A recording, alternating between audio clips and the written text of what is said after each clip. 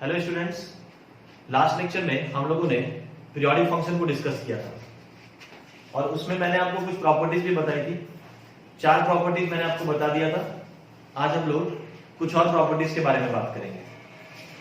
तो यहाँ पे जो 5th प्रॉपर्टी है पीरियोडिक फंक्शन के केस में, उसको आप लिख सकते हैं any constant function is periodic.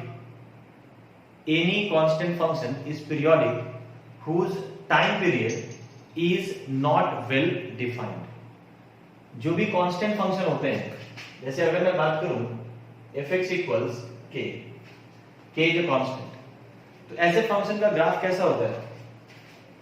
It is simply a horizontal line. Constant function का जो ग्राफ होता है वो हॉरिजॉन्टल लाइन होता है।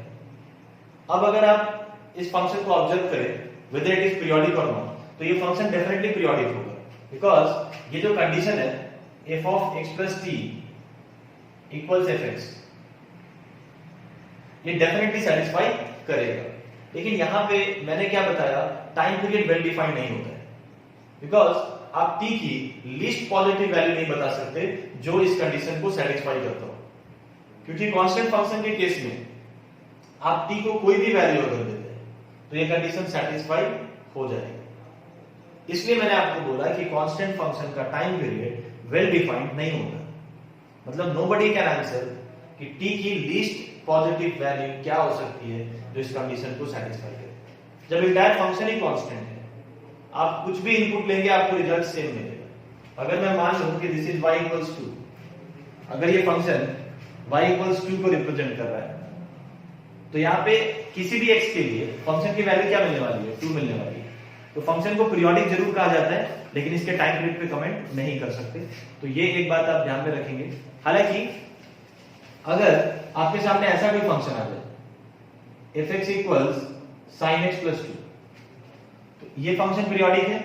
इसका टाइम पीरियड आपको क्या मालूम है? 2 पाई के इक्वल। अब 2 जो है ये भी पीरियोडिक है, बट इसका टाइम पीरियड आपको डिफाइन नहीं कर सकते। तो ऐसे केसेस में जब एक कांस्टेंट फंक्शन किसी दूसरे पीरियोडिक फंक्शन के साथ एसोसिएटेड हो, तो उस केस में आप इसका टाइम पीरियड इसके इक्वल ले सकते हैं। देखिए इसका टाइम पीरियड 2 पाई है, तो इसका भी टाइम पीरियड हम 2 पाई लेंगे। जैसा मैंने आपको बताया, कांस्टेंट फंक्शन के केस में t की कोई भी वैल्यू एक्सेप्टेबल है ना, बट टाइम पीरियड बताने के लिए t को लीस्ट होना चाहिए, ये मैंने आपको सबसे पहले बताया। तो इंडिविजुअली आप यहाँ पे टाइम पीरियड पे कमेंट नहीं कर सकते, बट अगर कांस्टेंट फंक्शन किसी दूसरे पीरियोडिक फंक्शन के साथ एसोसिएटेड होगा, तो उस केस में आप कांस्टेंट का टाइम पीरियड वही कंसीडर कर लो जो उसके साथ वाले फंक्शन का है। तो ऑल टुगेदर इस फंक्शन का टाइम पीरियड आप क्या बता देंगे? It is simply 2 pi. This is property number 5। Next property की अगर बात करें, देखो नेक्स्ट जो प्रॉपर्टी है वो बेसिकली एक क्वेश्चन है, उसको मैंने जनरलाइज कर दिया है और एक प्रॉपर्टी के फॉर्म में उसको हम लोग याद रखेंगे। इसको क्वेश्चन से मैं डील करता हूं।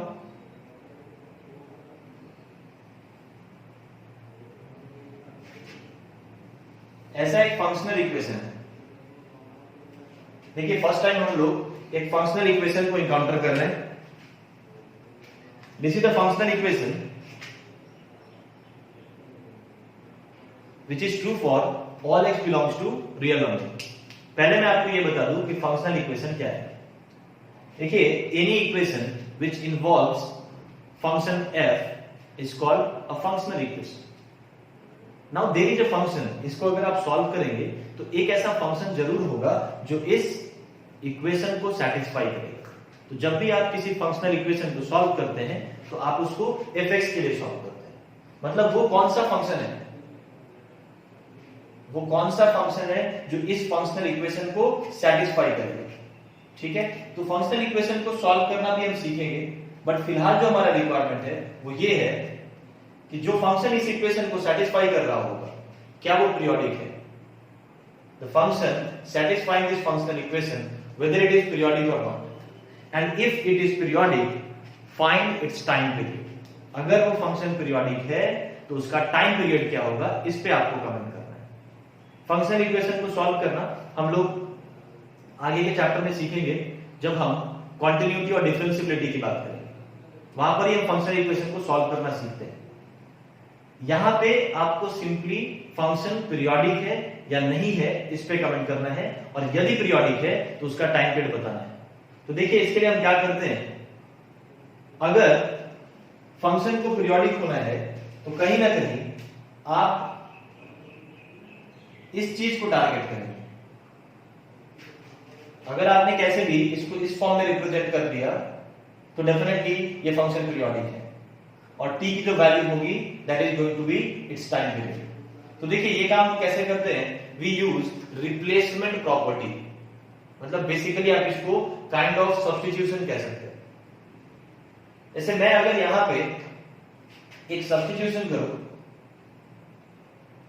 x को मैंने रिप्लेस कर दिया बाय x प्लस 1, x की जगह पर हम क्या रखने वाले हैं, x प्लस 1 रखने वाले हैं। अब देखिए फंक्शनल इक्वेशन में क्योंकि मैंने क्लियरली लिखा है कि this functional equation holds good for all x belongs to real number, x के सभी रियल वैल्यू के लिए ये फंक्शनल इक्वेशन सेटिस्फाइड है। x को 2 लोगे, 3 लोगे, 10 लोगे, सभी रियल वैल्यूज के लिए this functional equation is satisfied. तो इस तरह का कोई भी सब्स्टिट्यूशन बिल्कुल अलाउड होगा। आप x को x प्लस 1 रखिए, x माइनस 1 रखिए, 2x रखिए, 1/x रखिए, ठीक है, कुछ भी रख सकते हैं। ठीक है, मैंने यहां पे x को x प्लस 1 रखा, तो ये जो इक्वेशन है ये रिड्यूस कर जाएगा एज दिस, ये बन जाएगा f ऑफ x प्लस 2, ये बन जाएगा f ऑफ x, और ये बन जाएगा f ऑफ x प्लस 1। देखो एक सवाल आपके मन में आ सकता है कि सर क्या ये प्रोसेस रैंडम है, मतलब ये प्रोसेस में आपने x को x प्लस 1 ही क्यों रखा। इस पे मैं आता हूं, पहले इसको सॉल्व कर लेता हूं, उसके बाद मैं इस पे भी बात करूंगा कि why I am replacing x by x plus 1, क्योंकि मैंने जब बोल दिया कि आप किसी भी तरीके का सब्स्टिट्यूशन कर सकते हैं तो ये अपने आप में एक बहुत बड़ा चैलेंज हो गया कि जब कुछ भी कर सकते हैं तो what should be the appropriate substitution. ठीक है, इस पे हम बाद में डिस्कस करेंगे। फिलहाल देखिए मैंने क्या किया, x को x प्लस 1 से रिप्लेस किया, तो ये जो इक्वेशन बन जाता है अपने पास ऐसा बन जाएगा, जिसको मैं इक्वेशन 2 रेफर कर रहा हूं। देखो टारगेट अपना क्लियर है, ऑब्जेक्टिव पता है हमें कि कहीं ना कहीं इस फॉर्म में इसको रिड्यूस करना है। अब देखिए यहां पे अगर इक्वेशन 1 की मैं मदद लूं तो f ऑफ x प्लस 2, इसको मैं लिख सकता हूं f of x plus 1 minus fx, ठीक है, और ये इक्वेशन 1 से आप देख सकते हो f of x plus 1 minus fx किसके इक्वल हो जाएगा, minus of f of x minus 1। इसको सिंपली रीअरेंज कर रहा हूं, इसको LHS में लेके आ रहा हूं, इसको RHS में भेज रहा हूं, तो ये जो वैल्यू है ये आपको क्या मिल जा रही है, f of x plus 2 equals minus f of x minus 1। Clear है क्या, ये अपना थर्ड इक्वेशन हो जाएगा। देखो अब कहीं ना कहीं हम इसके करीब जा रहे हैं। अब एटलीस्ट आपके पास 2 ही टर्म्स हैं, पहले 3 हुआ करते थे। तो जो भी पुराने इक्वेशंस हैं उनका भी इस्तेमाल करना है, और जो नए इक्वेशंस बन रहे हैं उनका तो यूज करना ही करना है। अब देखिए यहां पे मैं वापस x को x प्लस 1 से रिप्लेस करूंगा, ये बन जाएगा f ऑफ x प्लस 3, और ये बन जाएगा माइनस f ऑफ x। ठीक है, देखिए अभी भी हम यहां नहीं पहुंचे, इस माइनस की वजह से ये अभी भी बिल्कुल ऐसा तो नहीं दिख रहा है। ठीक है, तो यहां पे हम थर्ड सब्स्टिट्यूशन के लिए जाएंगे, और अब मैं x को x प्लस 3 से रिप्लेस कर रहा हूं, तो ये बन जाएगा f ऑफ x प्लस 6, और ये बन जाएगा minus of f of x plus 3। अब देखिए f ऑफ x प्लस 3 की वैल्यू मैं इक्वेशन 4 से क्या लिख सकता हूं, माइनस fx लिख सकता हूं, तो ये क्या बन जाएगा, f ऑफ x प्लस 3 को माइनस fx रखोगे, एक माइनस पहले से है, तो आपको रिजल्ट मिलेगा f of x plus 6 equals f of x। Now this is what we are searching for, हम यही ढूंढ रहे थे। अब ये बिल्कुल इसको रिजेंबल कर रहा है, तो मैं बोल सकता हूं कि the function satisfying this functional equation, इसी को ट्रांसफॉर्म करते हुए गए ना हम लोग, बाय यूजिंग सर्टेन सब्स्टिट्यूशन हमने इसी इक्वेशन को ट्रांसफॉर्म कर दिया इस फॉर्म में, and now it can be said that fx is periodic and its time period is going to be 6। Time period क्या हो जाएगा? 6 के इक्वल हो जाएगा। I hope I am clear. तो ये अप्रोच होता है ऐसे केसेस में, ठीक है, जब भी आप कोई फंक्शनल इक्वेशन इनकाउंटर करें, है ना। ये नई चीज है आपके लिए, मैंने आपको बता दिया। कोई भी ऐसा इक्वेशन जो फंक्शन fx को इन्वॉल्व करता हो, that is called functional equation. ऐसे इक्वेशन को हम fx के लिए सॉल्व करते हैं, बट यहां पे हमने ऐसा नहीं किया। हमने फंक्शन को पीरियोडिक प्रूफ किया और उसका टाइम पीरियड फाइंड आउट किया। अब जैसा मैंने आपको बोला था, ये जो सब्स्टिट्यूशन आप करते हैं, पहले तो आपको ये समझना होगा कि ये जो सब्स्टिट्यूशन है ये बेशक रैंडम है, आप कुछ भी सब्स्टिट्यूट कर सकते हैं, बट एटलीस्ट एक ऑब्जेक्टिव को आप फॉलो कर रहे हैं। तो मैंने एक फंडा बनाया है कि आप जब भी इस तरह का रिप्लेसमेंट करें तो in most of the cases, है ना, इसके पीछे कोई मैथमेटिकल लॉजिक नहीं है सच, बट ज्यादातर केसेस में हम क्या देखते हैं कि जो भी रिप्लेसमेंट मैंने किया है वो मैं फंक्शनल इक्वेशन से ही रेफर कर रहा हूं। मैंने x को x+1 रिप्लेस किया जो ऑलरेडी फंक्शनल इक्वेशन में प्रेजेंट है।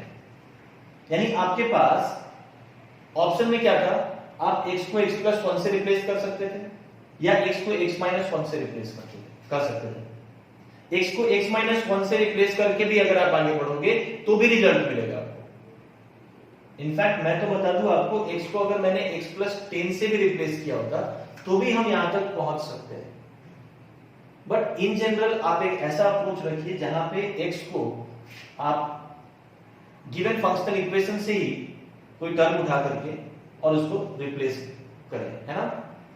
यही चीज किया, देखो यहां पर भी x को x+1 से रिप्लेस किया, यहां भी x को x+1 से रिप्लेस किया, यहां पे मैंने x को x+3 से रिप्लेस किया।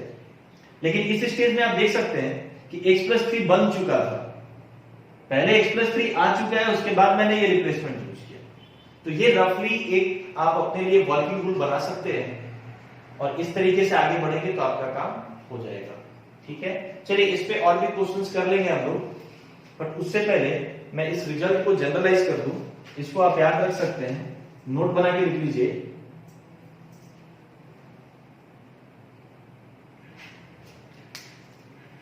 अगर कभी भी ऐसा कोई फंक्शनल इक्वेशन आपको दिखाई दे तो आप क्लियरली बोल सकते हैं कि the function satisfying this functional equation is periodic which time period is 6a। अभी इसको भी कंपेयर कर सकते हो आप यहां से। अगर मैं a की वैल्यू देखूं इसके साथ कंपेयर करके, तो a की value is coming out to be 1, तो टाइम पीरियड क्या हो जाना चाहिए? 6 टाइम्स 1 दैट इज 6। क्लियर है? दूसरा एक रिजल्ट आप ये भी लिख सकते हैं, अगर f of x plus a minus fx के इक्वल दिखाई दे तो time period twice of a के इक्वल हो जाता है, ठीक है। जैसे यहां पे देखो, अगर इस पॉइंट से आप कंपेयर करें, ये जो स्टेप था ये बिल्कुल इसको रिजेंबल कर रहा है। a की वैल्यू 3 है तो टाइम पीरियड क्या हो जाना चाहिए? f of x plus 3 equals minus fx, तो टाइम पीरियड क्या हो जाएगा? सीधा इसका ट्वाइस हो जाएगा, है ना। ये जो स्टेप मैंने किया है वो यहां पर भी आप कर सकते हैं। x को x प्लस a से जब रिप्लेस करोगे तो ये बन जाएगा x प्लस 2a और ये बन जाएगा वापस f of x plus a, जिसको आप माइनस fx से रिप्लेस कर सकते हैं using the same equation. x को x प्लस a से अगर मैं रिप्लेस करूं तो ये x प्लस 2a बन गया और ये x प्लस a बन गया। f of x plus a को माइनस fx लिख सकते हैं तो RHS में fx बन जाएगा, यानी ऑल टुगेदर आपको क्या मिल गया? f of x plus 2a equals fx, तो टाइम पीरियड क्या हो जाएगा? 2a के इक्वल हो जाएगा, ठीक है क्या। तो ये आप प्रॉपर्टी 6 में इन रिजल्ट्स को ध्यान में रख सकते हैं। अब देखिए इसी पे बेस्ड मैं एक और क्वेश्चन कराता हूं।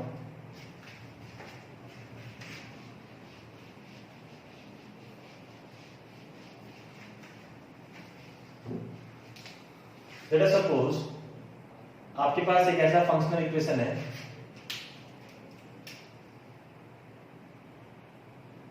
f of x plus 1 plus f of x minus 1 equals √3 times fx।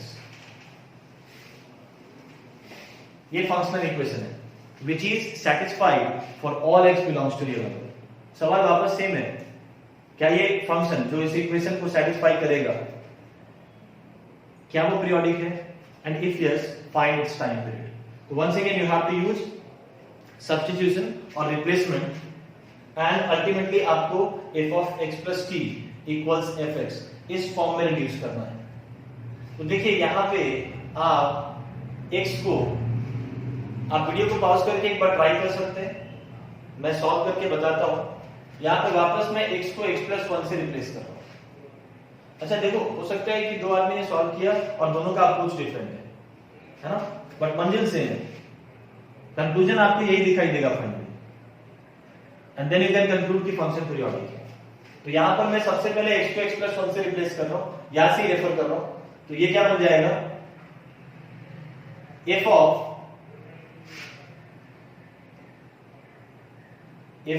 x plus 2 plus f of x equals √3 times f of x plus 1, ऐसा बन जाएगा। ये आपका इक्वेशन 1 है, ये इक्वेशन 2 है। अब देखिए मैं एक और रिप्लेसमेंट कर रहा हूं, मैंने x को x माइनस 1 से रिप्लेस कर दिया। देखो मुझे रिजल्ट मालूम है तो मैं उसके अकॉर्डिंग जा रहा हूं, आपको हो सकता है कि एक दो बार हिट एंड ट्रायल प्रोसेस से ट्राई करना पड़े। एक अप्रोच से गए, कुछ कंक्लूसिव नहीं मिला तो फिर आपने कुछ और ट्राई किया। देखिए यहाँ पे एक प्रॉब्लम √3 की वजह से भी है, √3 को अल्टीमेटली हटाना पड़ेगा, क्योंकि आप जो फॉर्म चाहते हैं उसमें √3 की कोई जरूरत नहीं है। तो √3 को कैसे हटा सकते हैं, देखिए ये जो रिप्लेसमेंट मैंने किया है x को x माइनस 1, ये वापस मैंने इसी इक्वेशन में किया है, इसमें नहीं कर रहे, क्योंकि इसमें अगर आप x को x माइनस 1 रिप्लेस करोगे तो वापस यही मिल जाएगा। x को x माइनस 1 से अगर आप इसमें रिप्लेस करें तो वापस आपको इक्वेशन 1 मिल जाएगा, तो उसका कोई लॉजिक नहीं बनता है। मैंने क्या किया, x को x माइनस 1 से रिप्लेस किया ओरिजिनल इक्वेशन में, तो अब ये बन जाएगा f of x plus f of x minus 2 equals √3 times f of x minus 1। This is equation 3। मैं फिर से बता दूं, ये दोनों रिप्लेसमेंट इक्वेशन 1 में किए गए। नाउ 2 और 3 को आप ऐड कर दीजिए, इक्वेशन 2 और इक्वेशन 3 को आप ऐड कर दीजिए, तो LHS में आपको मिल जाता है f of x plus 2 plus f of x minus 2 plus ये दोनों सम अप होगा और क्या मिल जाएगा, ट्वाइस fx इक्वल्स इन दोनों का समेशन क्या मिल जाता है, √3 times f of x plus 1 plus f of x minus 1। अब देखिए ये जो फर्स्ट वाला रिजल्ट है आपके पास, फर्स्ट इक्वेशन है, उसको यूज करते हुए आप इसको क्या लिख सकते हैं, f of x plus 1 plus f of x minus 1, it can be written as √3 times fx। तो ये क्या बन जाएगा, 3 टाइम्स fx बन जाएगा। अब आपके पास जो रिजल्ट है वो ऐसा है। देखिए मैथ्स में कुछ क्वेश्चंस ऐसे होते हैं जो आप एक बार, आपके लिए एक बार जरूर किया हुआ होना चाहिए। जब ऐसे एक दो क्वेश्चंस आप कर लेते हो तो उसके बाद कोई नया क्वेश्चन भी आता है तो इनके बेसिस पे आप उसको डील कर सकते हैं, ठीक है। तो यहां पे देखिए, यहां पे इक्वेशन अगर सिंप्लीफाई करें तो क्या बन चुका है, ऐसा, ये RHS में जाएगा, fx बन जाएगा।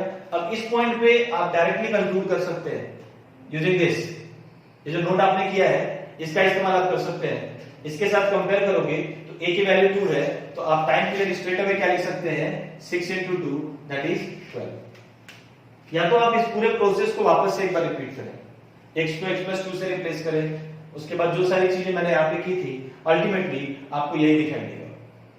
तो हमने कहीं ना कहीं इसको जनरलाइज कर लिया है, तो सीधा इसको हम रिजल्ट के फॉर्म में यूज कर सकते हैं, ठीक है। तो इस तरह के क्वेश्चंस आपको पीरियोडिक फंक्शन के केस में मिल सकते हैं, ओके। चलिए एक और क्वेश्चन लेता हूं, ओके देखिए ये अपना नेक्स्ट क्वेश्चन है. Once again we have a functional equation satisfying which is true for all x belongs to a number. तो अब जो फंक्शन होगा इस इक्वेशन को सेटिस्फाई करने वाला, क्या वो पीरियोडिक है, और अगर पीरियोडिक है तो उसका टाइम पीरियड क्या होगा. तो देखिए इस केस में ये एक सिंपल क्वेश्चन है. इस केस में जो हम रिप्लेसमेंट करने जा रहे हैं, x को मैं x प्लस 2 से रिप्लेस कर रहा हूं. थोड़ा इसको कनेक्ट करो लॉजिकली. मैंने यही रिप्लेसमेंट क्यों चूज किया, x को x प्लस 2 से ही क्यों रिप्लेस कर रहे हैं? क्योंकि देखिए अगर मैं x को x प्लस 2 से रिप्लेस करता हूं तो क्या होगा, ये x प्लस 2 बन जाएगा, यानी इसको रिजेंबल करेगा. ये x प्लस 2 ये क्या बन जाएगा, x प्लस 4 बन जाएगा. x प्लस 4 x प्लस 6 बन जाएगा and x plus 6 will become x plus 8. मैं ये ऑब्जर्व कर रहा हूं कि इन सारे टर्म्स के बीच में जो डिफरेंस है वो 2 का डिफरेंस है. इसमें 2 ऐड करेंगे तो ये मिलेगा, इसमें 2 ऐड करेंगे तो ये मिलेगा, इसमें 2 ऐड करेंगे तो ये मिलेगा, इसमें 2 ऐड करेंगे तो एक नया टर्म बनेगा, दैट इज x प्लस 8. तो कहीं ना कहीं x को x प्लस 2 से रिप्लेस करने के बाद आपको बहुत सारे सिमिलर टर्म्स इक्वेशन में दिखाई दे रहे हैं जो ऑलरेडी इक्वेशन में थे. अगर यही आप x को x प्लस 1 से रिप्लेस करते तो सबके सब नए टर्म्स हो जाएंगे, तो फिर इस पुराने इक्वेशन का आप यूज नहीं कर पाओगे. तो replacing x by x plus 2 is a clear choice. समझ आ रही है बात? या x को x minus 2 से भी रिप्लेस कर सकते हैं, that will also work. x को x minus 2 से रिप्लेस करोगे तो ये x minus 2 बनेगा, ये x plus 2 बनेगा, ये x बनेगा और ये x plus 4 बनेगा. तो यहां पर भी देख रहे हैं कि आपको सिमिलर टर्म्स मिल रहे हैं. जो नए इक्वेशन में आपको टर्म्स मिलेंगे वो फर्स्ट इक्वेशन की तरह ही मिलेंगे. एक टर्म हो सकता है यूनिक मिले. तो कहीं ना कहीं लॉजिक है. ये एक बहुत ही क्रूशियल स्टेप है जो आपको ध्यान से एग्जीक्यूट करना है. If I go by this replacement, देखिए क्या मिल जाता है मुझे. ये बन जाएगा f of x plus 2, ये बन जाएगा f of x plus 6, ये बन जाएगा f of x plus 4 और ये बन जाएगा f of x plus 8. I hope I am clear. अब अगर आप ध्यान दें इसकी जो वैल्यू है f of x plus 2 plus f of x plus 6, मैं सीधा इक्वेशन 1 से रेफर कर सकता हूं एज, क्या लिख सकता हूं इसको, LHS को f of x plus f of x plus 4 using equation 1 लिख सकते हैं ऐसा. RHS को आप एज इट इज रहने दीजिए. तो आप देख सकते हैं ये दोनों टर्म्स कैंसिल हो जाएंगे and you are left with this. And now this is what we are searching for. यही ढूंढ रहे थे हम लोग. ये फॉर्म में अगर आपने किसी भी इक्वेशन को किसी भी फंक्शन को लिख दिया, it means it is periodic. f of x plus t equals fx. इस फॉर्म में अगर कोई फंक्शन आपने रिप्रेजेंट कर दिया तो it means that function is periodic and its time period is going to be 8. Clear है क्या?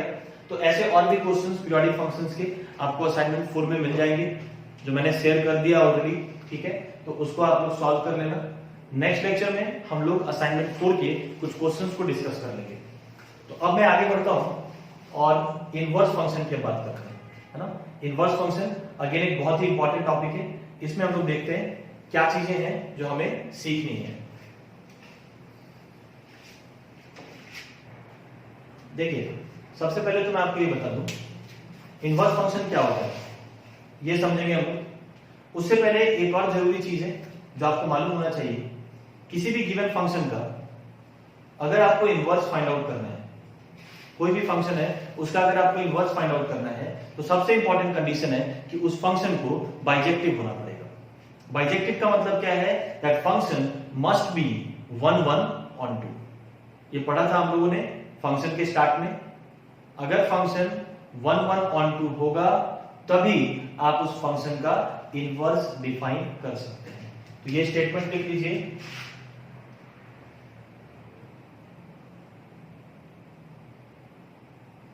For fx to be invertible, for fx to be invertible,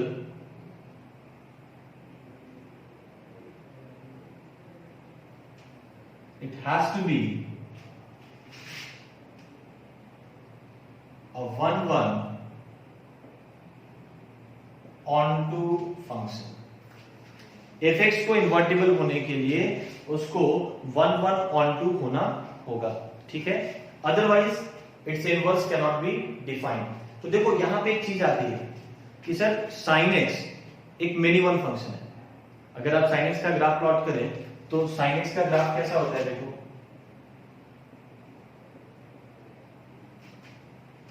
इस तरीके से आप प्लॉट करते हैं, this is graph of sin x। तो ये फंक्शन क्लियरली मिनिमम है। कैसे पता चला? ग्राफ देखकर तो आप आसानी से कमेंट कर सकते हैं वेदर फंक्शन इज 1 1 और मिनिमम। क्या बताया था मैंने? अगर आप कोई भी आर्बिट्ररी लाइन ले, हॉरिजॉन्टल लाइन, और वो आपके ग्राफ को 2 या मोर पॉइंट्स पे इंटरसेक्ट कर रहा है, then it is definitely going to be minimum. तो यहां पे एक ऐसा हॉरिजॉन्टल लाइन आप ड्रॉ कर सकते हैं, आर्बिट्ररी ड्रॉ करना है, कोई भी आर्बिट्ररी हॉरिजॉन्टल लाइन आप ले सकते हैं, और आपको ये देखना है कि वो आपके फंक्शन को 2 या 2 से अधिक पॉइंट्स पे अगर इंटरसेक्ट कर रहा है, then it must be minimum. अगर ऐसा नहीं है, देन इट इज 1 1। तो इस फंक्शन के लिए आई कैन इजीली से कि ये फंक्शन कैसा होगा, मिनिमम होगा। तो सवाल आता है कि सर क्या ये फंक्शन इन्वर्टिबल नहीं होगा? तो यहां पे देखिए मैं एक चीज बता दूं आपको, अगर आपने इस फंक्शन को R2R डिफाइन किया है तो डेफिनेटली R2R डिफाइन कर रहे हैं भाई, फंक्शन को डिफाइन करने के लिए इन दो सेट्स का बहुत इंपॉर्टेंट रोल है। ये अपना डोमेन सेट है जो आपने क्या ले लिया, सेट ऑफ रियल नंबर्स। ये अपना कोडोमेन सेट है, वो भी आपने क्या ले लिया, और रियल नंबर्स। तो अगर R2R आप डिफाइन कर रहे हैं तो ये फंक्शन डेफिनेटली मिनिमम होगा और इनटू होगा। इनटू क्यों बोल रहा हूं? क्योंकि रेंज आपको क्या दिख रहा है, -1 to 1, और कोडोमेन सेट क्या है, और रियल नंबर्स। अगर फंक्शन ऑन टू होगा तो रेंज और कोडोमेन इक्वल होता है। ये सारी बातें आपको बता दी गई, यानी ये फंक्शन ना ही 1 1 है ना ही 1 2 है, बल्कि ये फंक्शन क्या है, मिनिमम एंड इनटू।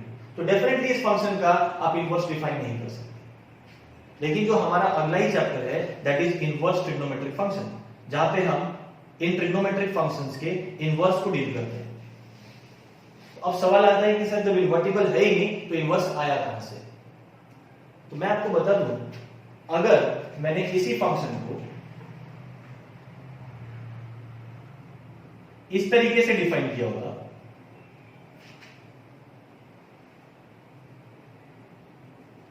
क्या किया मैंने, डोमेन सेट को मॉडिफाई कर दिया, -π/2 to π/2 बना दिया, यानी now I am considering this section of sin x। अब इन सबको आप डिलीट कर सकते हैं, क्योंकि जो आपने डोमेन सेट लिया है, आपने x की वैल्यूज को रिस्ट्रिक्ट कर दी फ्रॉम -π/2 to π/2।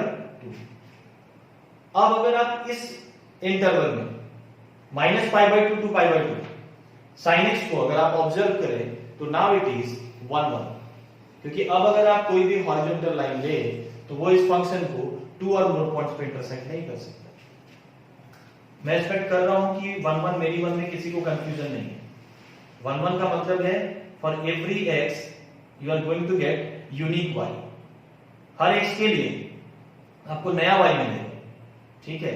वही जब आप मिनिमम की बात करते हैं तो मल्टीपल वैल्यूज ऑफ x के लिए आपको सेम y की वैल्यूज मिलती है, तो उस फंक्शन को हम मिनिमम बोलते हैं।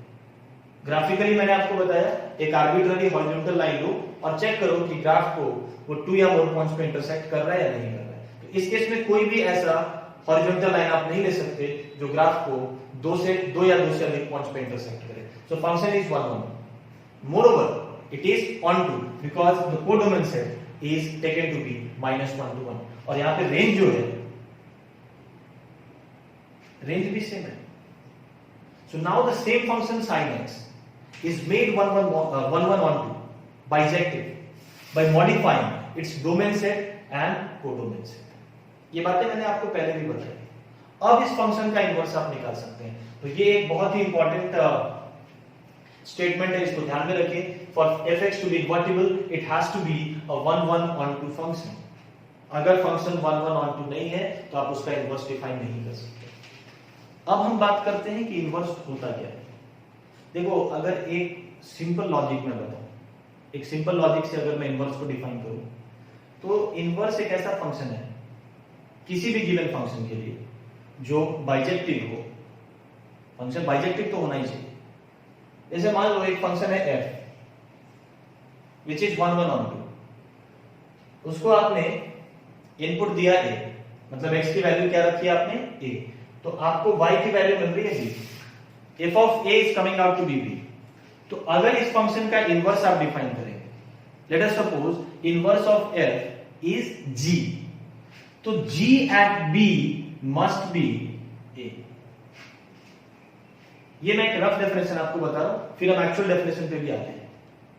अगर कोई भी बाइजेक्टिव फंक्शन है such that f at a is equal to b, मतलब x की वैल्यू जब a है तो y क्या मिल रहा है आपको b मिल रहा है, तो definitely it is possible to define a function g जिसको हम f का इनवर्स बताते हैं।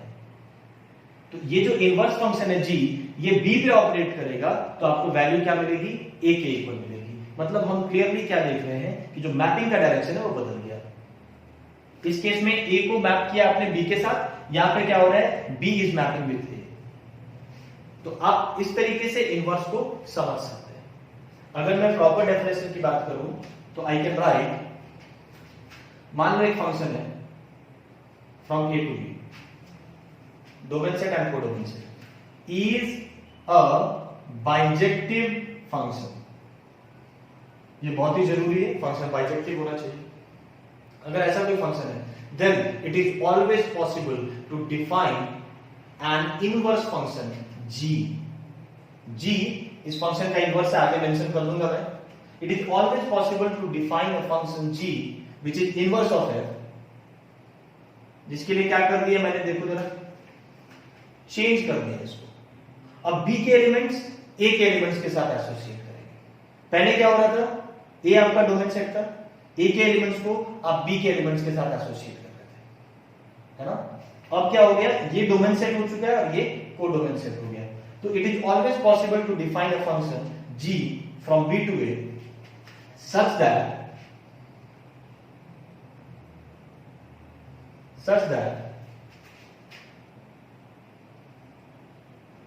अगर f of x y के इक्वल है, then it implies that g of y must be equals to x। यही बात मैंने आपको यहां पे बोला था। For all x belongs to a, x आप कहां से लेंगे, डोमेन सेट से लेंगे डेफिनेटली। f के डोमेन सेट से ही वैल्यू आएगी ना x की, तो x को a से कोई भी वैल्यू अगर आप देते हैं and if it is coming out to be, function operate होने के बाद अगर आपको y मिल रहा है तो 100% जब g को y पे ऑपरेट किया जाएगा तो आपको रिजल्ट क्या मिलेगा, x मिलेगा। ठीक है, so this is how an inverse function is defined. एक फंक्शन था a टू b जो बाइजेक्टिव फंक्शन था, अदरवाइज आप इनवर्स निकाल ही नहीं सकते। और अगर बाइजेक्टिव है तो डेफिनेटली एक फंक्शन g जो f का इनवर्स कहलाएगा उसको आप इस तरीके से डिफाइन कर सकते हैं from b to a such that if fx is y it implies that g of y is going to be x। Simply mapping का डायरेक्शन आपने चेंज कर दिया। ओके, चलो मैं काम करता हूं, मैं कुछ फंक्शंस लूंगा, उसके इनवर्स फाइंड आउट करूंगा। ठीक है, आई होप ये चीज क्लियर हो गई होगी आपको। अच्छा, एक चीज और है, आप इस पे भी बात कर सकते हैं कि सर फंक्शन को 1 1 ऑन टू होना क्यों जरूरी है। इनवर्स होने के लिए फंक्शन का 1 1 ऑन टू होना क्यों जरूरी है। इसको भी लिख लो, g is inverse of f। जो फंक्शन g है इसको आप लिख सकते हैं it is inverse of f। ठीक है, चलिए, तो अगर मैं इस पे बात करूं कि फंक्शन को सर 1 1 ऑन टू आखिर क्यों बनाया आपने, देखिए इसका सिंपल लॉजिक है। The way inverse is defined, जिस तरीके से इनवर्स को डिफाइन किया गया है वहां से इस बात को क्लियरली समझा जा सकता है। जैसे मान लो मैं रफली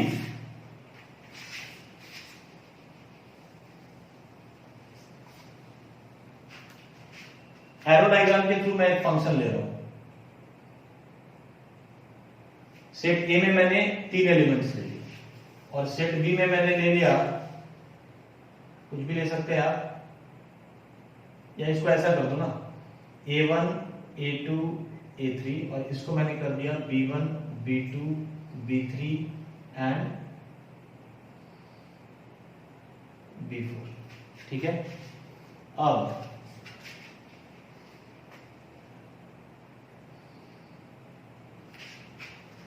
ये सेट B है आपके पास, बीच में फंक्शन f ऑपरेट हो रहा है, ठीक है। A टू B मैंने एक फंक्शन ऑपरेट किया जिसका एसोसिएशन कुछ इस तरीके से, या एक काम करो फिलहाल के लिए इन दोनों को आप रहने दीजिए, सेट B में दो ही एलिमेंट्स। अब ये फंक्शन कैसा है, this function is clearly minimum. एक सेट A के दो एलिमेंट्स सेट B के सिंगल एलिमेंट के साथ एसोसिएट हो रहे हैं, इसका मतलब है फंक्शन कैसा होगा, मिनिमम होगा। नाउ आपने इनवर्स के केस में क्या बताया है, मैपिंग का डायरेक्शन सिंपली बदल देना है। तो जब आप इस फंक्शन का इनवर्स डिफाइन करेंगे तो एसोसिएशन चेंज हो जाएगा, रिवर्स हो जाएगा। अब ये डोमेन सेट हो जाएगा और ये कोडोमेन सेट हो जाएगा, इसी तरीके से डिफाइन किया था आपने। तो जरा देखिए, जब आप एसोसिएशन को चेंज करेंगे, रिवर्स करेंगे, तो B1 के लिए आपको A1 मिलेगा, लेकिन B2 के लिए आप क्या बताएंगे, B2 के लिए A2 भी हो सकता है, A3 भी हो सकता है। लेकिन अगर सिंगल एलिमेंट के मल्टीपल इमेजेस मिल रहे हैं, अब मैं बात कर रहा हूं फंक्शन G की, f ऑफ A1 B1 के इक्वल है, तो G ऑफ B1 A1 के इक्वल हो जाएगा, दैट इज फाइन। लेकिन f of A2 and f of A3 दोनों ही B2 के इक्वल हो रहे हैं, तो G एट B2 A2 भी हो सकता है और A3 भी हो सकता है। और आपको अच्छे से मालूम होगा कि फंक्शन कभी भी वन मेनी नहीं हो सकता, एक x के लिए मल्टीपल y कभी नहीं मिल सकते, यानी फंक्शन के मेनी वन होने से इनवर्स पे खतरा है। तो यहां से ये तो क्लियर हो गया कि सर फंक्शन को वन वन होना चाहिए। तो अब मैं दूसरा केस अगर ले लूं, एक नया एसोसिएशन में ले रहा हूं, ये तय हो चुका है कि फंक्शन को वन वन होना होगा, क्योंकि मेनी वन हुआ तो इनवर्स वन मेनी हो जाएगा, और वन मेनी फंक्शन डिफाइंड ही नहीं होता। फंक्शन या तो वन वन हो सकता है या तो मेनी वन हो सकता है। एक एक्स के लिए मल्टीपल वाई पॉसिबल नहीं होता फंक्शन के केस में। रिलेशन के केस में that is possible, but function के केस में ऐसा पॉसिबल नहीं हो सकता, ठीक है। तो इसलिए फंक्शन को वन वन तो होना होगा। तो चलिए मैंने वन वन बना दिया, बट मैं अभी फंक्शन को इनटू लेके चल रहा हूं। अगर कोडोमेन सेट में एक भी ऐसा एलिमेंट आपको दिखाई दे रहा है जो सेट ए के एलिमेंट्स के साथ एसोसिएटेड नहीं है, इसका मतलब है कि फंक्शन इनटू है। यही डेफिनेशन था इनटू का। This function is one one but it is not onto, बल्कि ये क्या है, इनटू। तो वापस जब आप फंक्शन g को डिफाइन करेंगे फ्रॉम b टू a, अब ये आपका डोमेन सेट होगा, ये आपका कोडोमेन सेट होगा। मैपिंग का डायरेक्शन चेंज करेंगे तो a1 b1 के साथ एसोसिएट हो रहा था, अगर f ऑपरेट किया तो अब g ऑपरेट करेंगे तो b1 a1 के साथ एसोसिएट होगा, b2 a2 के साथ एसोसिएट होगा, फाइन, b3 a3 के साथ एसोसिएट होगा। लेकिन b4 किसके साथ एसोसिएट होगा, b4 के लिए तो कोई एसोसिएशन है ही नहीं। तो यहां पे वापस फंक्शन का जो कंडीशन है, फंक्शन का जो रिक्वायरमेंट है वो फेल हो रहा है। डोमेन सेट का कोई भी ऐसा एलिमेंट नहीं होना चाहिए जो कोडोमेन सेट के किसी भी एलिमेंट के साथ एसोसिएटेड ना हो। लेकिन इस केस में अगर आप b2 एक फंक्शन डिफाइन कर रहे हैं तो b4 के करस्पॉन्डिंग मैपिंग का डायरेक्शन रिवर्स करना है, nothing else. This is how inverse is defined. तो b1 के लिए a1, b2 के लिए a2, b3 के लिए a3, b4 के लिए there is no association, which means inverse once again cannot be defined if function is into. तो यहां से ये बात तय हो गया कि फंक्शन का वन वन ऑन टू होना बहुत जरूरी है, तभी आप इनवर्स डिफाइन कर सकते हैं। एक और चीज मैं बता दूं, अगर function one one onto है तो बेशक ऐसा बोला जा सकता है कि ये डोमेन सेट है फंक्शन f का और ये कोडोमेन सेट है। बट अगर फंक्शन ऑन टू है तो कोडोमेन और रेंज तो इक्वल ही हो जाता है। तो फंक्शन f का रेंज क्या हो जाएगा, b के इक्वल हो जाएगा। Domain set is a and range is same as codomain set, that is b। तो इसलिए इनवर्स के केस में ऐसा कहा जाता है कि कहीं ना कहीं f का जो डोमेन है वो इनवर्स का रेंज हो जाता है। f का जो डोमेन है वो इनवर्स का रेंज हो जाता है और f का जो रेंज है वो इनवर्स g का डोमेन हो जाता है। तो इस पॉइंट को भी आप यहां पे लिख सकते हैं, domain of f is equal to range of g। दूसरा point, range of f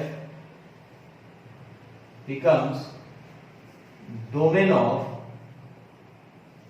g। ठीक है, ये भी एक अच्छा रिजल्ट है, इसको भी आप ध्यान में रख सकते हैं। ठीक है, चलिए अब फाइनली हम लोग कुछ फंक्शंस के इनवर्स को फाइंड आउट करेंगे।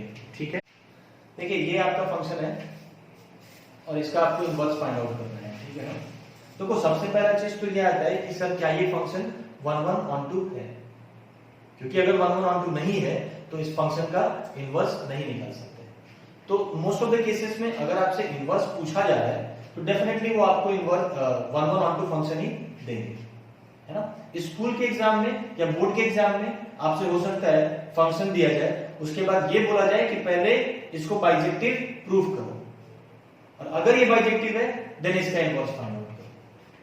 लेकिन ऑब्जेक्टिव क्वेश्चन के केस में जो फंक्शन आपको दिया जाएगा वो डेफिनेटली 1 1 on 2 ही दिया जाएगा। ठीक है, तो हम ये सीखते हैं कि इसका इनवर्स कैसे फाइंड आउट करना है। तो देखिए पहले स्टेप में हम क्या करते हैं कि जो फंक्शन है उसको मैंने y से इक्वेट कर दिया। ठीक है, फंक्शन को y से इक्वेट कर दिया, फर्स्ट स्टेप। सेकेंड स्टेप में हम x को y के टर्म्स में एक्सप्रेस करते हैं, तो आसानी से किया जा सकता है। इसको मल्टीप्लाई कर दें, इधर आ जाएगा,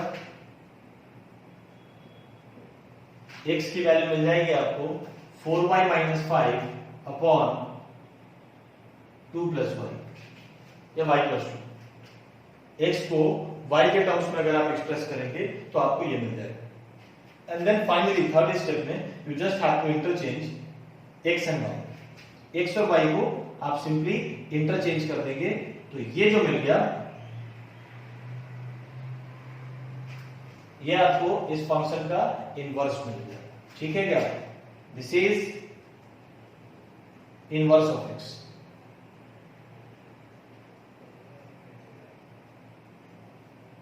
समझ आ रही है बात? तो ये 3 स्टेप प्रोसेस है। पहले जो भी फंक्शन गिवन है उसको y से इक्वेट कीजिए, उसके बाद x को y के टर्म्स में एक्सप्रेस कीजिए। ये 3 स्टेप एल्गोरिथम है, आप लिख सकते हैं।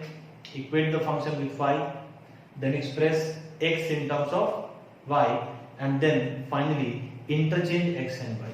आप ये एल्गोरिथम मेंशन कर सकते हैं। y के इक्वल किया, x को y के टर्म्स में लिख दिया और फिर x और y को इंटरचेंज कर दिया, तो this is the inverse of function f। Simple तरीका है। ठीक है, अब देखिए इसमें एक दो क्वेश्चन हम लोग और करते हैं, एक दो नई बातें आपको सीखने मिलेगी। जैसे मान लो ये एक क्वेश्चन है,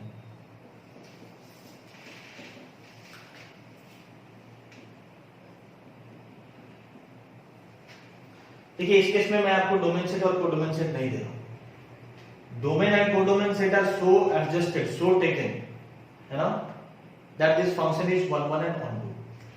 डोमेन और कोडोमेन सेट इस तरीके से लिया गया है कि वो फंक्शन 1 1 on 2 है, ये मान के चल रहे हैं आपको, क्योंकि हम अभी इनवर्स फाइंड आउट करना सीख रहे हैं। ठीक है, तो अब इसका अगर आपको इनवर्स निकालना है तो प्रोसेस आपको बस रिपीट करना है। सर ये फंक्शन है, इसको y से इक्वेट करेंगे, x को y के टर्म्स में लिखना है, तो क्या करना होगा, क्या आ जा रहा है, 2 power x is coming out to be y upon 1 - 5। देखो अभी आपका काम नहीं हुआ, आपको x को y के टर्म्स में एक्सप्रेस करना है। यहाँ पे 2 power x की वैल्यू आपने निकाली। अब आप क्या कर सकते हैं, बेस 2 का लॉग ऑपरेट कर दीजिए। x आपका एक्सपोनेंट में फंसा हुआ है और एक्सपोनेंट से अगर आपको x को हटाना है तो लॉग ऑपरेट करना होगा, और लॉग का बेस हम क्या लेंगे, 2 लेंगे। तो लॉग बेस 2 अगर आप ऑपरेट करते हैं तो ये क्या बन जाएगा, x बन जाएगा बाय यूजिंग दिस प्रॉपर्टी।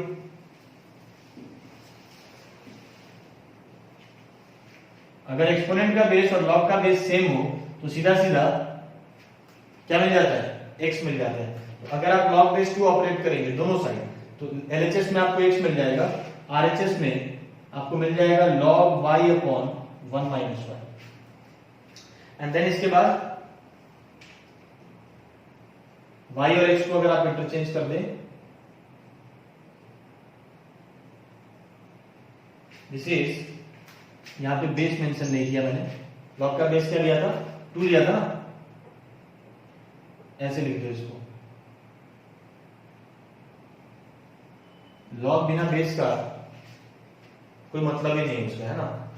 तो आपको जो इनवर्स मिल गया वो क्या मिल गया, log base 2 x upon 1 minus x, x और वाई को इस स्टेप के बाद मैंने इंटरचेंज कर दिया है। So this is how you can find out inverse of any given function.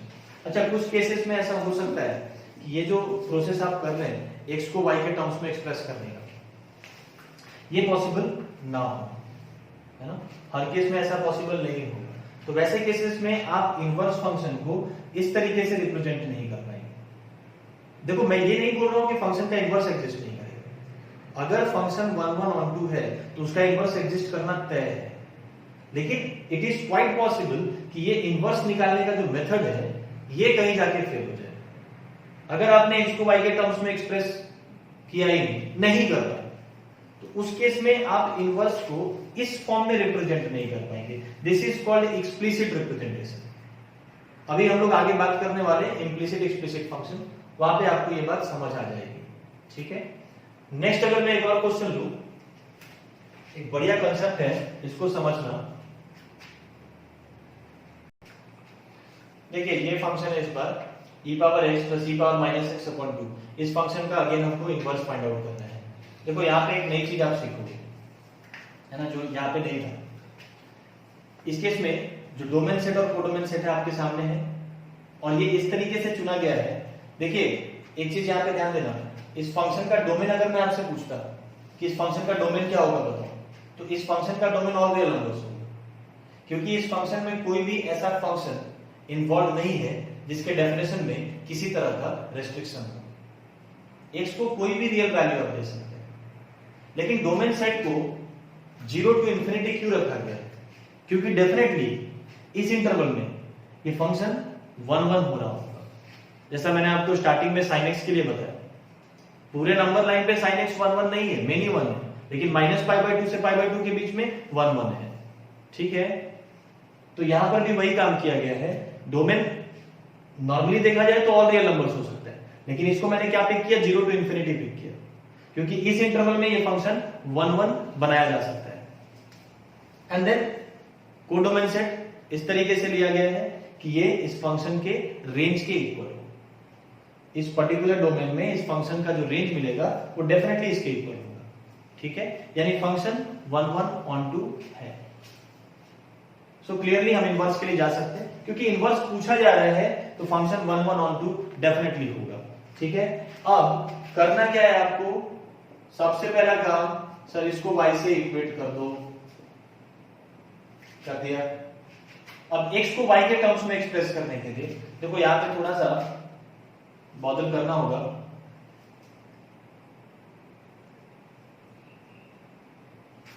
क्या किया मैंने, e पावर माइनस एक्स को लिख सकते हैं 1 upon e power x, LCM लिया, सिंप्लीफाई करोगे यही मिल जाएगा। कैलकुलेशन आप अपने पार्ट से भी करते चले। अब मैं क्रॉस मल्टीप्लाई कर रहा हूं तो ये बन जाएगा e power 2x plus 1 equals 2e power x into 1। इसको एलएचएस में अगर लेके आए तो it becomes e power 2x minus 2y e power x plus 1 equals 0। देखिए, इस पॉइंट पे मैं इस इक्वेशन को e पावर x में क्वाड्रेटिक देख सकता हूं, या ऐसा समझ लो कि अगर मैं e पावर x को t ले लूं, ये t स्क्वायर बन जाएगा, ये t बन जाएगा, तो कहीं ना कहीं आपको t में क्वाड्रेटिक मिलेगा, ठीक है। और क्वाड्रेटिक इक्वेशन में जो रूट निकालने का तरीका है, जो फॉर्मूला है, that is minus b plus minus root d by 2 है, यही है। ये e पावर x में क्वाड्रेटिक है, तो आई कैन राइट कि e power x minus b, b की वैल्यू क्या है माइनस 2y, हम ax स्क्वायर प्लस bx प्लस c इक्वल 0 इस फॉर्म से कंपेयर कर रहे हैं, और क्वाड्रेटिक मैंने इसको बनाया है e पावर x में। आप चाहें तो e पावर x को t लेकर के एक नया इक्वेशन बना सकते हैं, और फिर वापस t की जगह e पावर x करते हैं। मैं वो सारे स्टेप्स यहाँ पे नहीं करके दिखा रहा हूं, सीधा सीधा e पावर x में क्वाड्रेटिक है तो e पावर x की वैल्यू हो जाएगी माइनस b यानी 2y plus minus under root D, D क्या हो जाएगा, बी स्क्वायर माइनस 4ac, यानी 4y square minus 4 whole divided by 2। यहां से आप 4 कॉमन ले सकते हैं, रूट के बाद 2 आ जाएगा, 2 कैंसिल आउट हो जाएगा, आपको मिल जाता है e power x equals y plus minus under root y square minus 1। अब क्या करेंगे, अभी भी आपका काम पूरा नहीं हुआ, x आपको वापस एक्सपोनेंट में दिखाई दे रहा है, तो आप log ऑपरेट करेंगे और इस बार log का बेस क्या लिया जाएगा, e लिया जाएगा। तो अगर आप log बेस e ऑपरेट करें दोनों तरफ तो क्या मिल जाएगा आपको, ये x बन जाएगा, log ऑपरेट कर रहे हैं बेस e का, तो e पावर x क्या बन जाएगा, x बन जाएगा, और RHS में आपको क्या मिल जाएगा, log base e y plus minus under root y square minus 1। ठीक है, अब y और x को आप इंटरचेंज कर सकते हैं, x को y के टर्म्स में एक्सप्रेस कर लिया, अब y और x को इंटरचेंज करेंगे तो आपको क्या मिल जाएगा, ऐसा कुछ।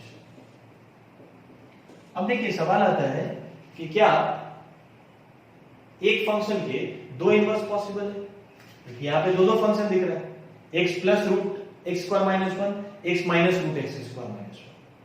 लेकिन मैं आपको बता दूं, अभी जब हम इनवर्स फंक्शन की प्रॉपर्टीज पढ़ेंगे तो वहां पे क्लियरली ये बात बताया जाता है कि किसी भी फंक्शन का इनवर्स यूनिक होता है, एक फंक्शन के लिए एक ही इनवर्स एग्जिस्ट करता है।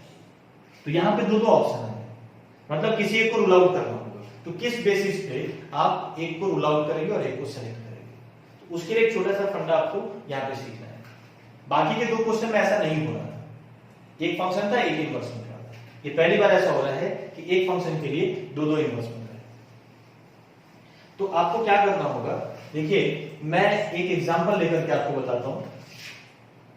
पहले एक नया क्वेश्चन में ले लूं छोटा सा, जो सिंपली कैलकुलेट हो जाएगा और आप इस लॉजिक को भी समझ जाएंगे। अगर मैं ये फंक्शन की बात करूं एक्स स्क्वायर, क्योंकि इसका ग्राफ भी आपको पता है कैसा होता है, ऐसा होता है।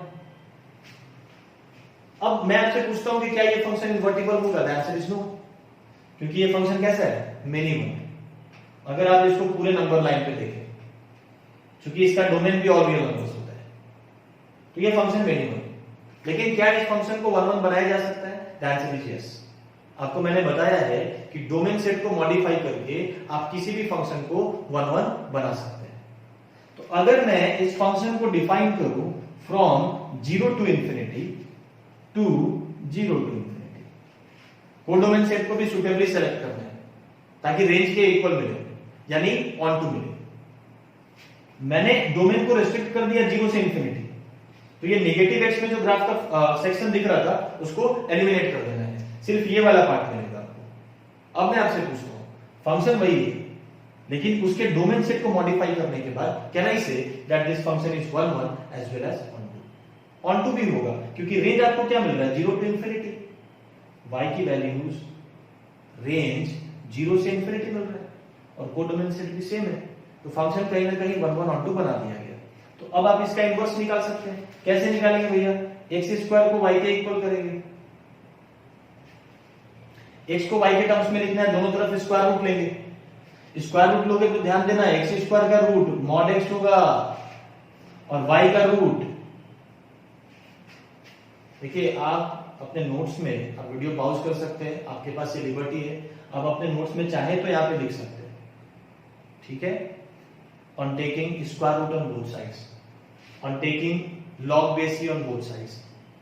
नोट्स आप बना रहे हैं, अपने लिए बना रहे हैं, तो अपने तरीके से बनाइए, है ना। बहुत सारी बातें हैं जो मैं बोर्ड पे नहीं लिख रहा हूं, बट ऐसा नहीं है दे आर नॉट इंपॉर्टेंट। एक एक शब्द जो इस क्लास में बोला जा रहा है दैट इज इंपॉर्टेंट, तो वो आपको नोट करना है। एक्स स्क्वायर का रूट जब आप लोगे तो क्या मिलेगा, मॉड एक्स मिलेगा। ये बात हमेशा ध्यान रखना है, स्क्वायर रूट कभी भी पॉजिटिव वैल्यू देता है। तो आपको एक्स के बारे में तो पता नहीं है पॉजिटिव है या नेगेटिव है, इसलिए रूट के बाहर हमेशा मॉड के साथ आप लिखते हैं, ठीक है। Mod X equals root Y, तो एक्स की वैल्यू क्या आ जाएगी, प्लस माइनस रूट वाई। अब वाई और एक्स को इंटरचेंज कर दे तो आपको इनवर्स क्या मिल गया, वापस से दो इनवर्स मिले। वही सिचुएशन यहां पर भी था। तो अब सवाल आता है कि सर कौन सा वाला ले, प्लस रूट एक्स ले या माइनस रूट एक्स ले। तो देखिए इसके लिए लॉजिक क्या है, आपने इनवर्स में क्या सीखा है कि जब आप इनवर्स की बात करेंगे तो ये अपना हो जाएगा डोमेन सेट और ये अपना हो जाएगा कोडोमेन सेट इनवर्स फंक्शन के लिए। यानी अगर मैं यहां से कोई भी x की वैल्यू उठाऊं और उसको इनवर्स फंक्शन में रखूं तो मुझे जो y मिलेगा कहां से मिलेगा, यहां से मिलेगा। तो वही काम आपको यहां पे करना है। यहां से कोई भी एक एलिमेंट लीजिए, बाउंड्री वैल्यू को आप अवॉइड करेंगे, मतलब जीरो नहीं लेना है। भाई बहुत सारे वैल्यू है इसमें, जीरो ही क्यों नहीं, बाउंड्री वैल्यू को अवॉइड करते हैं। मैं 1 ले लेता हूं या 4 ले लेता हूं, ऐसा कुछ उठाओ जहां पे कैलकुलेशन सिंपल हो। ये आपका इनवर्स है, डोमेन सेट से एक वैल्यू उठाएंगे, x को असाइन करेंगे। तो मैंने ले लिया 4 या 1, चलिए 4 के लिए बात करते हैं।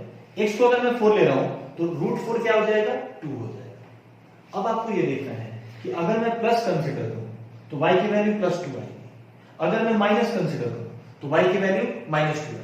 आपको ये देखना है कि y की कौन सी वैल्यू इस सेट में दिखाई दे रही है, क्योंकि y डेफिनेटली आपको कोडोमेन सेट से ही मिलना चाहिए और इनवर्स के लिए यही कोडोमेन सेट है। अगर आप प्लस लेते हैं तो 2 मिल रहा है जो कि इसके अंदर है, आप अगर माइनस लेते हैं तो आपको -2 मिलता है एट x = 4 जो इसके अंदर प्रेजेंट नहीं है। इसका मतलब इस फंक्शन का जो इनवर्स होगा f इनवर्स वो +√x होगा। तो यही काम आपको यहां पे करना है। आप कोई भी एक वैल्यू यहां से उठाएं, उसको यहां पे पुट करें x की जगह पे और चेक करें प्लस के लिए क्या मिल रहा है y की वैल्यू, माइनस के लिए क्या मिल रहा है y की वैल्यू, और कौन सा वाला y इस सेट में दिखाई दे रहा है। x यहां से आना चाहिए और y यहां से आना चाहिए। तो अगर प्लस लेकर y की वैल्यू इसमें आ रही है तो प्लस वाला कंसीडर करो, अगर माइनस लेकर y की वैल्यू इसमें आ रही है तो माइनस वाला कंसीडर करो। तो चलिए मैं यहां से एक वैल्यू उठाता हूं और वो डेफिनेटली बाउंड्री वैल्यू नहीं होना चाहिए, 1 नहीं होना चाहिए। तो कैलकुलेशन अच्छा हो इसके लिए मैंने एक वैल्यू उठा ली, x की वैल्यू मैंने ले ली, भैया मैं ले लेता हूं, क्या ले लेना चाहिए, √2 ले लो। √2 इसमें लाई कर रहा है क्या, 1 से इंफिनिटी √2 की वैल्यू क्या होती है 1.414। आप सोचना कि सर √2 क्यों ले रहे हैं, √2 पे कैलकुलेशन आसान होगा ये। अगर मैं x को √2 लूं और यहां से प्लस वाला उठा रहा हूं, पहले प्लस के लिए देखते हैं। तो y की वैल्यू क्या मिल रही है, देखो log बेस e, ये क्या बन जाएगा √2 और ये क्या बन जाएगा 1। तो आपको मिल जा रहा है √2 + 1, सही है क्या। अगर मैं इसी वैल्यू पे y फाइंड आउट करूं माइनस को कंसीडर करते हुए तो क्या मिलेगा, log बेस e, यहां से √2 मिलेगा माइनस यहां से 1। अब बताओ इसकी वैल्यू देखिए, इसकी वैल्यू √2 + 1 पे log ऑपरेट कर रहे हैं आप, एग्जैक्ट वैल्यू पे नहीं जाना है। log x बेस e का अगर मैं थोड़े टाइम के लिए ग्राफ बना दूं, ऐसा कुछ होता है। ग्राफ मैंने बोल दिया कैलकुलस में बहुत यूजफुल है, फटाफट आप इसको यूज करते हैं। तो एक छोटा सा ऑब्जर्वेशन मैं आपको दिखाता हूं इस ग्राफ के अंदर। अगर ये वाला पॉइंट 1 होता है, अगर ग्राफ आपने बनाया है log x बेस e का, अगर x की वैल्यू 1 से बड़ी होगी तो log x base e positive मिलेगा, मतलब y की वैल्यू पॉजिटिव होगी। इतना तो बोल ही सकते हैं।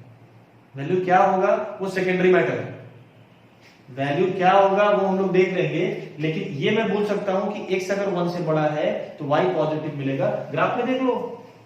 और x अगर 0 से 1 के बीच का कोई वैल्यू है तो आपको y की वैल्यू क्या मिलेगी, नेगेटिव मिलेगी। तो √2 + 1 से बड़ा है, यानी y क्या होने वाला है इस केस में, पॉजिटिव होने वाला है। और √2 - 1 ये फ्रैक्शन है, तो इस केस में y क्या होगा, नेगेटिव होगा। तो ये जो इंटरवल है, y की कौन सी वैल्यू इस इंटरवल में दिख रही है, ये वाली या ये वाली, डेफिनेटली ये वाली। वो तो नेगेटिव हो रहा है, नेगेटिव वैल्यू यहां मिलेगा ही नहीं 0 to ∞। ये पॉजिटिव हो रहा है, वो जरूर याद रखिएगा। यानी मैं बोल सकता हूं कि सर प्लस वाला ही गिवन फंक्शन का इनवर्स होगा। तो आप लिख सकते हैं कि इस फंक्शन का जो इनवर्स है, ठीक है, वो क्या हो जाएगा, इस फंक्शन का जो इनवर्स है वो हो जाएगा log base e x plus √x² - 1। तो आज के लेक्चर में हम लोग इतना ही रखते हैं, ठीक है। इस वीडियो को आप लोग ध्यान से देखिएगा, ठीक है, क्योंकि इसमें जो भी चीजें डिस्कस हुई वो काफी इंपॉर्टेंट है।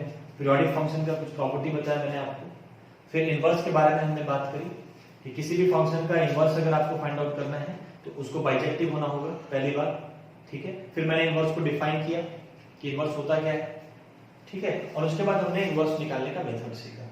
इस पे और भी क्वेश्चंस करेंगे हम लोग, और साथ ही साथ इनवर्स की कुछ प्रॉपर्टीज है, 5-6 प्रॉपर्टीज है, उसको भी हम लोग डिस्कस करेंगे नेक्स्ट लेक्चर में, ठीक है। आज के लिए इतना ही, थैंक यू वेरी मच।